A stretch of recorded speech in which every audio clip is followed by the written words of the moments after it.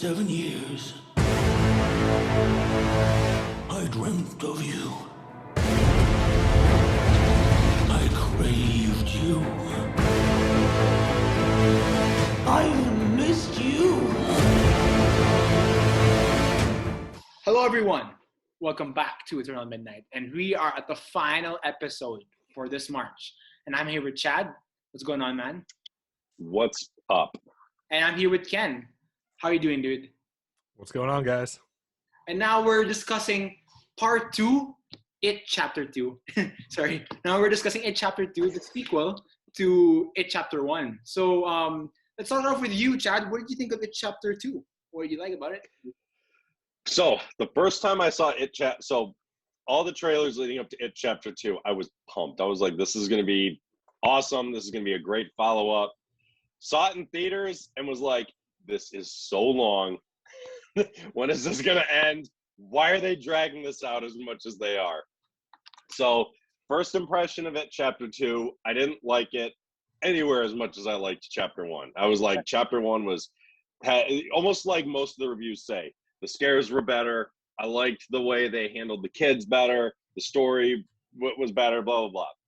But It Chapter 2 for me has become one of those movies. Every time I watch it, it gets better because you need to look at Chapter 1 and Chapter 2 as very different types of storytelling. The first is these kids going through scares that scare children. You know, paintings coming to life, headless children chasing you. Whereas in this one, these now adults are being faced with actual adult fears, like Beverly having it like constantly pushed in her face, the reminder of her dad and what he did to her, and how the relationship she's in is just as abusive. Or Pennywise constantly taunting Ben.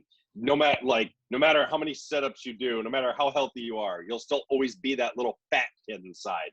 It's like they're different types of fears that adults feel, and adult fears are very different than children's fears. So it's like I can connect and relate with what these characters now as adults are going through.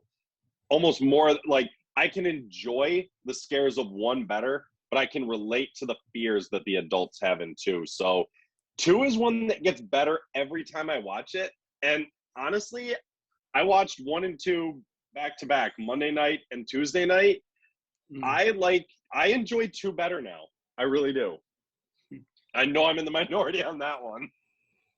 How about, okay, yeah.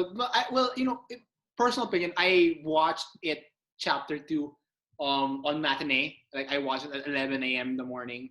And ironically enough, I was the only one in the cinema. So, like, yeah, the only one in the cinema watching It Chapter 2. But it was great. I mean, like, okay, so before I get into my thoughts, I'll ask Ken. Ken, what did you think of It Chapter 2 the first time you watched it?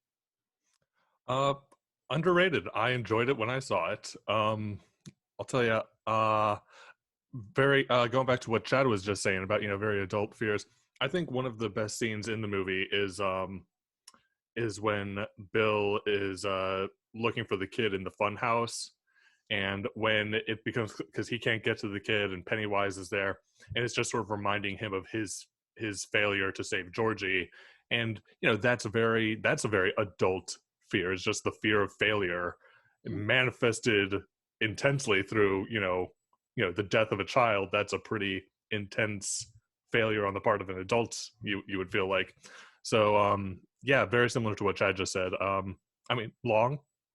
It's long, but it's good. And I'll say this: as long as it does keep me consistently entertained. Mm-hmm.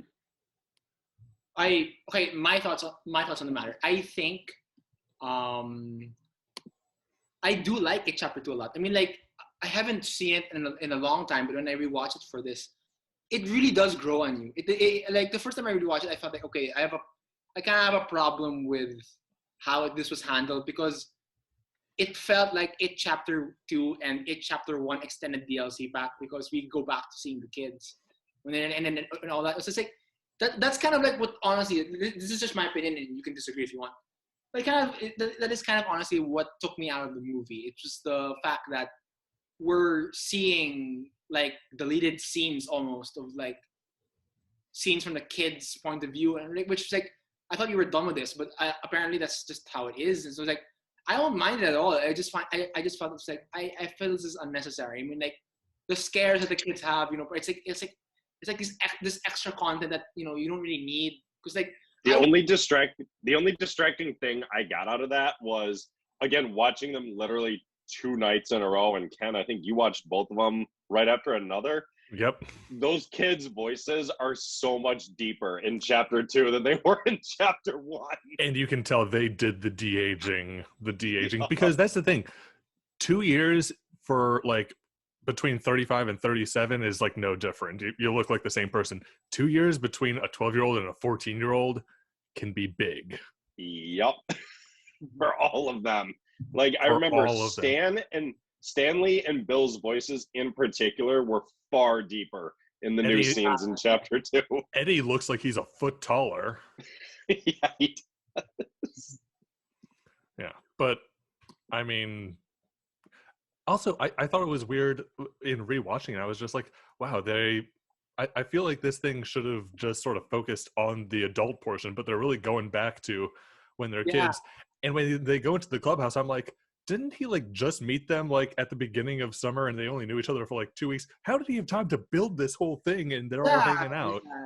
This giant complex, unless like they cleared out like an old underground like he said that he said it was already he said it was already underneath there. He just sort of reinforced the walls and everything. You almost wish they'd introduced that then in chapter 1 when they all went to Ben's house and he was like telling them the history of Derry. That's when Beverly found the New Kids on the Block poster. You almost wish that's when they'd gone to that underground clubhouse the very first time, because it would have made the connection better. Yeah, exactly. But like the thing with the 8th chapter to me, I'm of 2 minds of this one. What I like about 8th chapter 2 is the whole thing with the adults. I mean, like the casting is perfect. I like James McAvoy's Bill. I like Jessica Chastain. Jessica Chastain as Beverly is like top notch. I like Bill Hader. Bill Hader as Richie is so on point. I love it. I love his jokes. I was like, yeah, I got married to your mom. You know, we have her and I, we have all this great times together. And you know, he makes this Jabba voice. Like, oh, that's awesome. Like Bill Hader as Richie was perfect. I like the guy who played Eddie. I just can't remember his name. I really can't. I don't remember his name either. Yeah. The guy who played Eddie was James Ransom. Oh, right, yeah. And I even like, I like the fact, honestly, that Mike has more to do this time. Like, Mike's like yes. Also, Mike was actually a character. Yeah, well, and he's a huge part of the story. So that's Isaiah Mustafa who plays him. You know who he is? The Old Spice guy. The Old Spice guy, the original Old Spice guy. Yeah, because like I like the fact. Okay, well, and don't forget, Jay Ryan is Ben, my favorite character. Can't leave Ben out. Oh, Jay Ryan as Ben was really good. I like the fact that, you know, Ben, like, he was fat before, now he's like rich. He has a yacht. He gets to have Beverly at the end, which is like he cleared the board and like best one to come out of like that whole scenario. Like, he was bullied. He was still rich and he got the hot girl. He was good. Well, he got the hot girl who just happened to be like the love of his life. So it's like Ben won. Out of all the characters, Ben had the happiest ending. Yeah, he got the hot girl. Like that was so awesome. When sorry, skipping to the end. Like, that was so awesome. How like Ben and Beverly, like, they're on their boat, they're relaxing. They probably are gonna like spend the whole day like drinking wine and like chilling and making out. It's like, you know, good for you, Ben, and good for you, Beverly, because you deserve a happy ending. After you were bullied by Bowers, that piece of shit.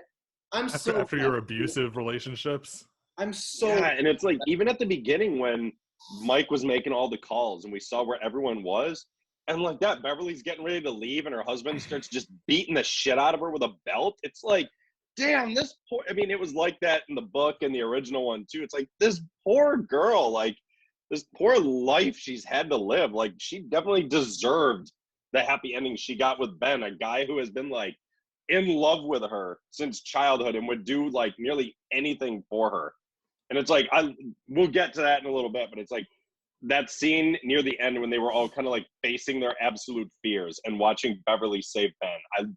One of my favorite parts of the whole movie. Mm-hmm. I agree.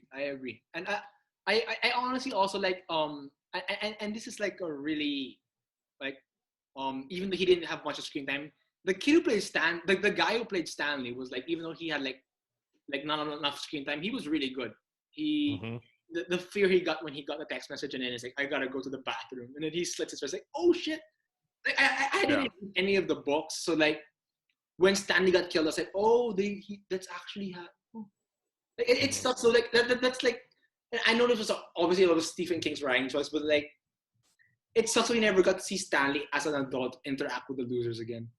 Because my favorite scene always has in this entire movie has to be that Chinese restaurant scene where they're all just talking and laughing, and you can tell that the director cares about this movie because the actors have awesome chemistry. Like that was my main fear with like It Chapter 2. Like I don't think like the adult actors can have the awesome chemistry that the kids had. But no, that was non-existent here. That fear was non-existent because they all did it so well. I'll say this. I've got no problem believing that all of those adults are those kids grown up. Yeah. And apparently a lot of those kids chose the actors that were going to play them. Yeah, Finn Wolfhard. Like, I think Bill Hader. Finn Wolfhard wanted Bill Hader. The kid who played Bill, can't remember his name, wanted James McAvoy, and Sophia Lillis wanted Jessica Chastain. They didn't all get them. I think this would have been good, but the kid that played Ben wanted Chris Pratt. Oh, but they couldn't do it. But I think it would have been just as good. But the guy they got to play Ben is just fine. Yeah, because it's like with Ben, it was hard because it's like if you're gonna go with like him, like losing weight and getting like healthier and not being like the fat guy anymore. Yeah, you almost just got to go with anyone who is in shape and looks good. Mm-hmm. But it's like Eddie, the guy they got to play Eddie, James Ransom. I think he was done perfect. so well. He was perfect. Mm-hmm. One of my favorite scenes is when Bowers attacks him and he like hides in the curtain and stabs him in the cheek. And as he's just crawling out, he's just like, gotta get rid of that mullet, man. It's been like 30 years. And I honestly, I honestly love like the reactions. I honestly love the reactions of the cast when Mike calls them on the phone. It's like, it's Mike. And then like Stanley kills himself, Eddie crashes his car, Richie vomits. It's like the underlying fear of Pennywise is still there, and it's just like it festered, like it was buried for 27 years, but now it's back, and like they have to stop him for good this time, which I think was awesome. I think it was so awesome. And I honestly love that stop motion anime of like, what do you think of that? The stop motion anime of the it coming to Earth, and then like you can see like it taking the form of a bird to like attack the natives. That was just cool. I love the style they went for it, and this like goes against everything I want out of movies. There's rumors that they're still planning like another movie, I think. And I think they said it's going to be like a prequel, I think, when he comes to Earth. Normally I'm against prequels, but I kind of want that. Yeah, what I heard what Andy Muschietti wants to do is sort of like take the two movies he's created, shoot maybe a few more scenes, and like do like a mashup so it's one big product. Ooh, so one giant like 6 hour long movie. Yeah. That would be awesome. Yeah. But I'm trying to think of like what else is great. Bill Skarsgård is great once again. Oh yeah. He killed it. The scene with the little girl under the bleachers is very intense. That took me so much by surprise when he like just butchered her. Oh my god! You're supposed to say 3, bam, just kills her. You hear her scream as it just zooms out from like the bleachers, and it's like, damn, that poor kid. And that she already has this big ugly birthmark on her face, and then she just gets slaughtered all by herself under some bleachers. And he it's that scene like it's really intense because it sort of shows how manipulative he can be and how he lures her in. Bill Skarsgård as Pennywise was perfect. I can't imagine. So perfect. because Also, okay, yeah, sorry. no, you go ahead. The way that he shows, his fear to the kids is like, it's like, I love the way he interacts differently to the adult losers and to the kid losers, because they're obviously different. So he would act, the scares would be different. So yeah, like what Chad said a while ago, killing that kid in front of Bill, like just to remind him of like, oh hey, you remember when you lost Georgie? Now I'm gonna kill this kid and be like, man, you're not gonna.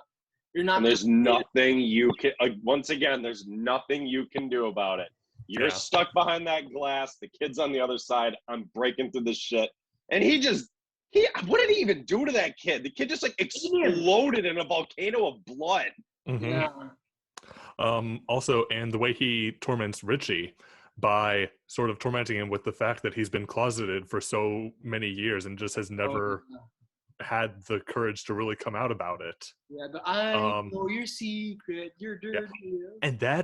And that's such a creepy scene, because as he's like floating down, you'll notice the people in the background are like waving back and forth with the song. But then it ends with sort of like a funny jump scare when he's like closing his eyes. He's like, this is real. Then he opens and like he comes up and you get Bill Hader scream and he runs.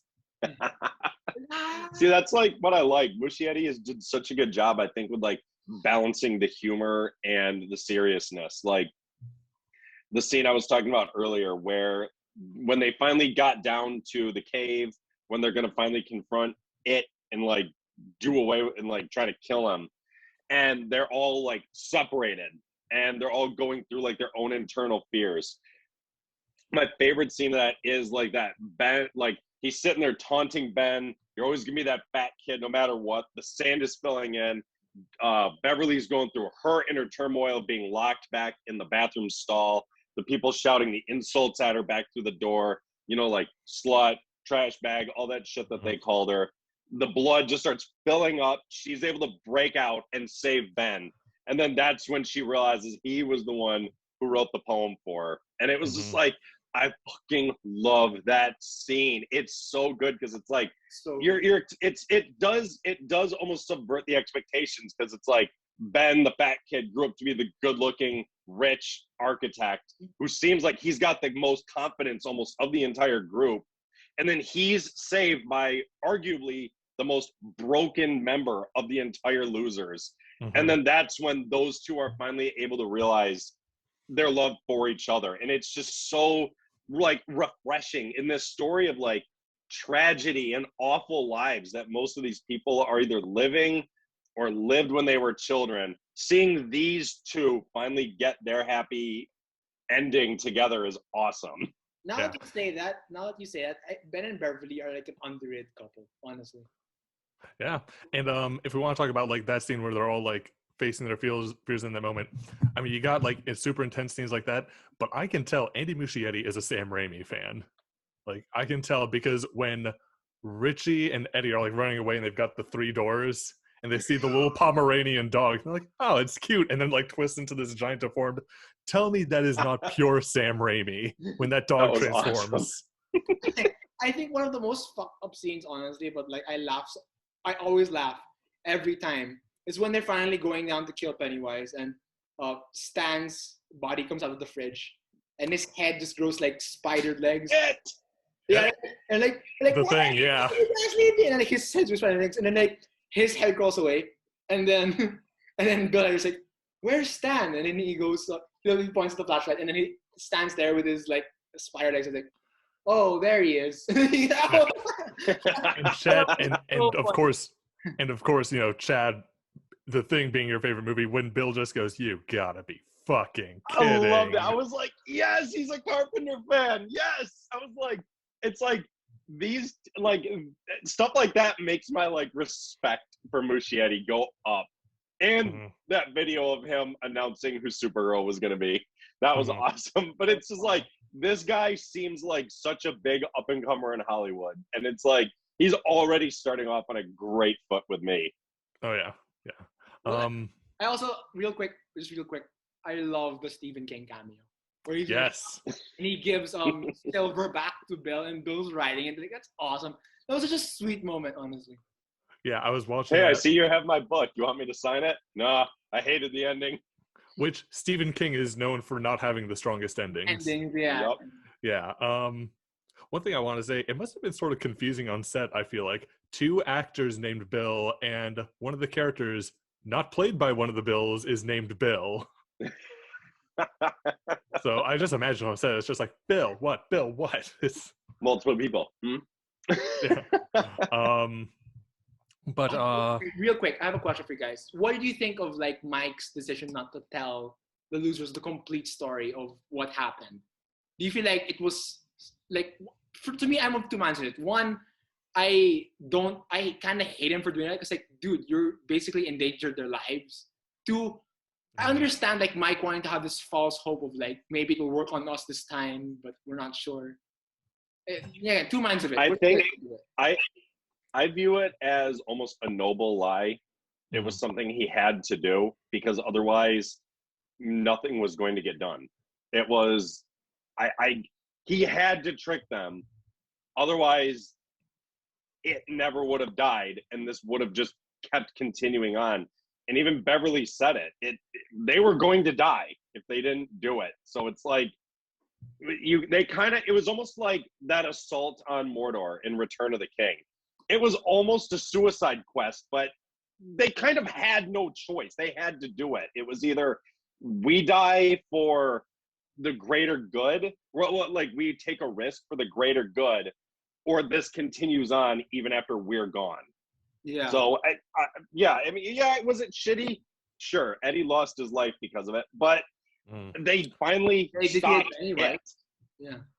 Yeah, let me tell you, that scene where like Richie is just like crying over Eddie's body is heartbreaking to me. And but I tell you what, just what a way for like Eddie to go out, because he's like got the spear, and just when he's just like, this kills monsters if you believe it does. If you believe it does, just beep, beep, motherfucker, and impales him with it. He's just like, Richie, I think you got him, man. I think I got.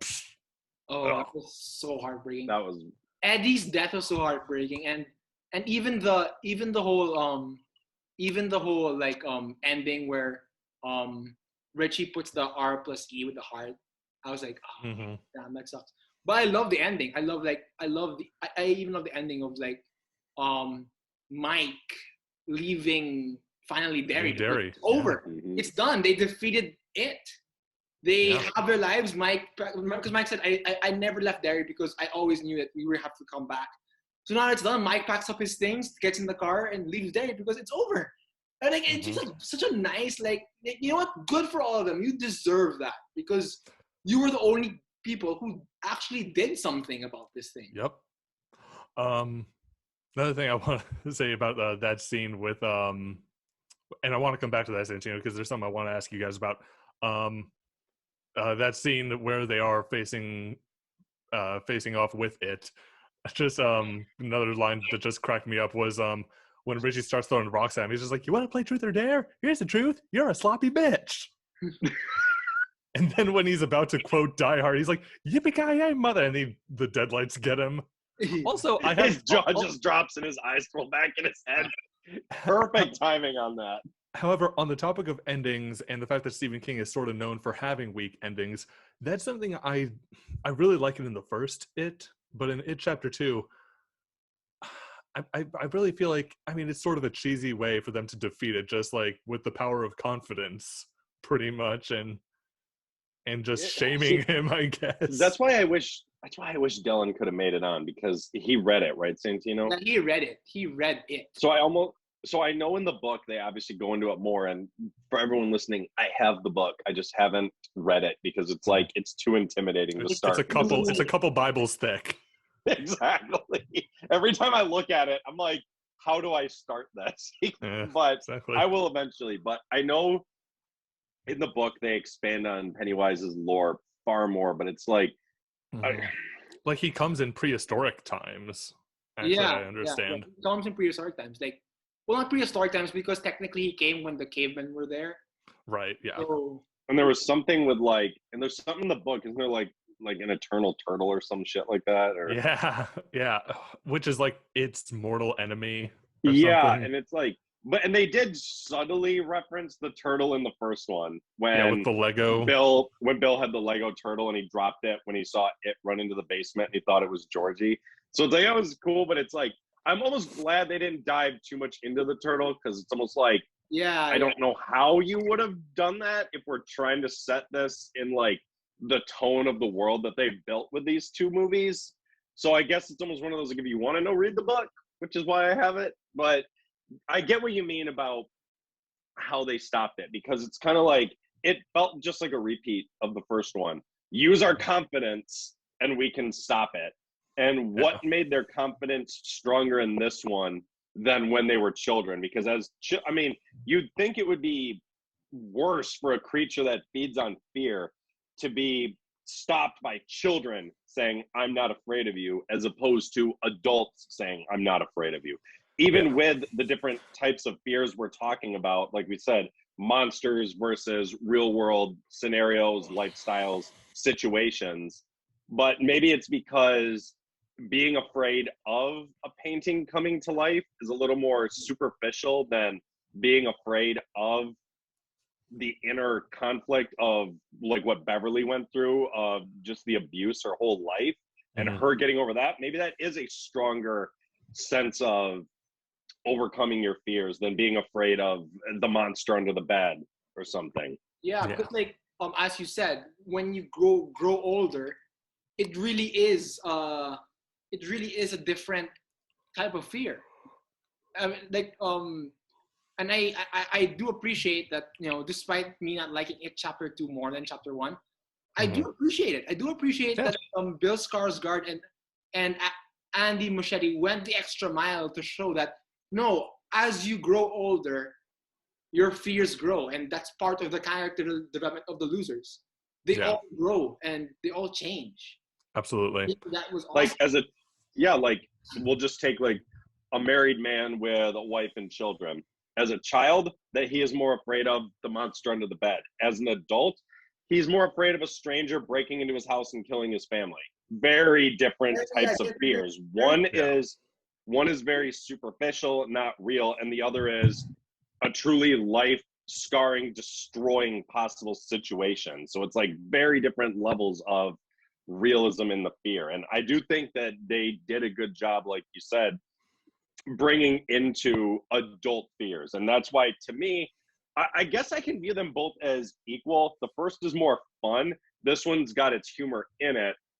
But again, as an adult, I can relate to what these other adults are going through more than what the kids were going through. Right.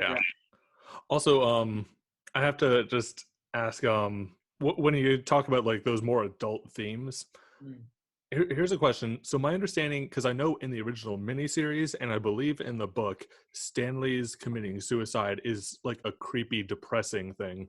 Whereas by the end of this movie, it sort of revealed that the purpose of Stan's suicide was an uplifting, like, it's considered hey, he took one for the team and he did this to help them. What do you guys think of that change? I know there were people, I know that there's fans, I've seen them online, who are big book fans who've said that like defeats the whole purpose of what they were going for in the book.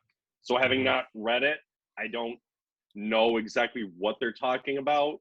So, hey, anyone listening, if you can explain it, tell us down below. But for the movie, for this adaptation of the story, I think it worked. His reasoning, I was too afraid to do this, which felt more like a trait that should have gone to Eddie.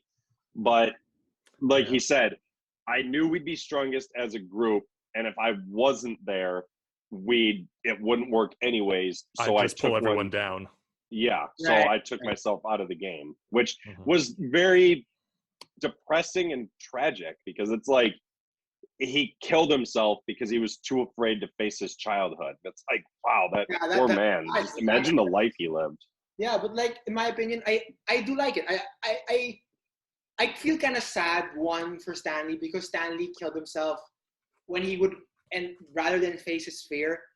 But at the same time, it was a noble act because he did it so that the losers could come back, which I appreciate. Yeah, I'll say this. And again, I haven't read the book, but I like the way it was done here a lot better than it was done in the miniseries. When his head appeared in the miniseries and started cracking jokes in the fridge, that was cringe. However, I have to say another great funny moment in It Chapter 2 that I love is when Eddie, as an adult, is like going down and he's like, and he sees the leper again, and the leper pukes in his face, and it just plays Angel of the Morning. That was perfect. Catches me so off guard. And this is like, as my friend Matt would point out, this is a horror movie where you can do stuff like this. Like, you can't, like in Hereditary, you couldn't throw a pie in someone's face. You'd be like, that is not what this movie is. Yeah. But this is the type of movie where you can mix those laughs and screams. Yeah, because we're dealing with, like we said, like a like a interdimensional being who's like, and that's why it's like, obviously they could have made it completely, they could have shifted the entire tone, but they kept the humor that Pennywise used to scare the children and still pulled it forward. But that was almost to make us, the audience, almost feel still more uneasy. Like, okay, this creepy thing is still acting like he's trying to like scare the kids, like that, floating down with the balloons and like singing at him and rushing at him and still using the leper. It's like it works. Muschietti made it work in this film. Well, okay, so here's the question. We haven't even talked about like the one more character, Bowers. What did you think of him in this movie? I mean, he got what he deserved. He got what he deserved. Yeah. He wasn't in it much, and in this one, he didn't leave a huge impression on me. Yeah, I understand that. Yeah, but like I said, I do love the scene where he like stabs Eddie in the cheek, and then Eddie just stabs him, and he's just like, "Gotta get rid of that mullet, dude. It's been 30 years." Yeah. I was trying to lead up to that. It's like, I love it when Bowers stabs him and like goes through his cheek, and then he still has time to crack a joke. I love that. That is so Eddie. Yeah, absolutely. I feel like the miniseries handled bringing Bowers back a little stronger. I think that's one of the few things, because it was like, that was like when it was like Pennywise appeared in the moon and he's like, Bowers killed for me or something or whatever. I don't remember the last time I watched the miniseries, but it's just like, I feel like Muschietti was more focused on the losers as opposed to the stuff with Bowers. It's like he had to put it in there because it was in the book and we needed follow up to it, but it didn't feel like as strong and integral to the plot. Mm-hmm. Absolutely. Like he could have not been there and the movie wouldn't have changed in the slightest. Yeah. I agree. So, I mean, that's it. Unless you guys have anything else to talk about? Anything else? Ken, closing comments? I don't love it as much as I love the first. I still think it's underrated. I think it got more crap than it deserved. Yeah. But I mean, overall, it's a fine sequel, and they really go together well. Mm-hmm. I agree. For me, Chapter 2 gets better every time I watch it, and it's like Chapter 1 stays consistently good. I don't find something like great that's new to me every time I watch Chapter 1. It just like Chapter 1 just stays in like an even plateau of like a solid like 8 out of 10. Like I love the first one, but it's like every time I watch 2, it just keeps creeping higher and higher. And on my most recent rewatch, I'm like, again, watching them 2 nights back to back, I was like, I like 2 better than 1. And you know me, I really prefer, you know me, I'm really big on build-ups as opposed to conclusions for the most part. Like I love Infinity War more than Endgame. I love Return of the King, but you know I love Two Towers better. But there's also the instances where I love the finale and the payoff better than the build-up. And this is an instance where, you know, this is a Return of the Jedi. I love this. It's the end of the story, and I thought it was a great conclusion to this little duology. And I'm glad they didn't go the Hobbit route and just stretch this out because we have to have trilogies. Yeah. We had a duology. That's all we needed. Yep. It wouldn't have worked. I'm sure that's what they thought about the Hobbit, and look what they did with that anyways. Yep. Santino, what's your closing thoughts on chapter 2? Closing thoughts on chapter 2. My opinion, I don't like it as much as the first one. I really believe that the first one was really lighting on the ball because it was such an awesome story focused on the kids. But chapter 2 pulls no punches whatsoever. I love everything about it. It gets better when I watch it, and I feel like, honestly, I could, when watching it side by side, it is a really great story. Mm-hmm. So yeah, now that March is done, it's over for we did Leprechaun and It. Chad, Chad, what are we doing for April, Chad? What? I still question why we're doing this. I really do, but I guess we've alluded to it so much over the past couple months, and we bring up the second movie in this franchise at least once a month. So we felt it was time to finally do it. We're doing all the Transformers movies. And then we're ending the month with G.I. Joe and G.I. Joe Retaliation. Oh, this is going to be such a fun... April's going to be such a fun month. I can't wait. Chad and I are going to trash and praise all the Transformers movies. I can't wait for this. I can't wait. And Ken, if you want to like let us know, man. All right. It's been a long time building up, but we were like, you know what? I can't wait for April. This is going to be Time. one of the best months ever to do Transformers. Talk about, oh my, I'm just like looking at the list of these, and it's like, wow, we're gonna get some, we're gonna have some weird episodes of just total trash talk. All right, so everyone, this has been Santino signing off. Chad, thanks for tuning in. And I'm Ken. Take it easy, everyone. All right, bye guys.